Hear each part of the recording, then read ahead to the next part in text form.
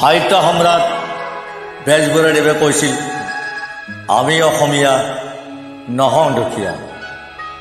কিহৰ দুখীয়া হ'ম? সঁচা, পিছে আমি অসমীয়া নহওঁ দুখীয়া বুলি সান্তনা লভিলে নহব। আজিৰ অসমীয়াই নিজক নিচিনিলে অসমৰ হাতলে যাব। আমি অসমীয়া নহওঁ দুখীয়া বুলি সান্তনা লভিলে নহব।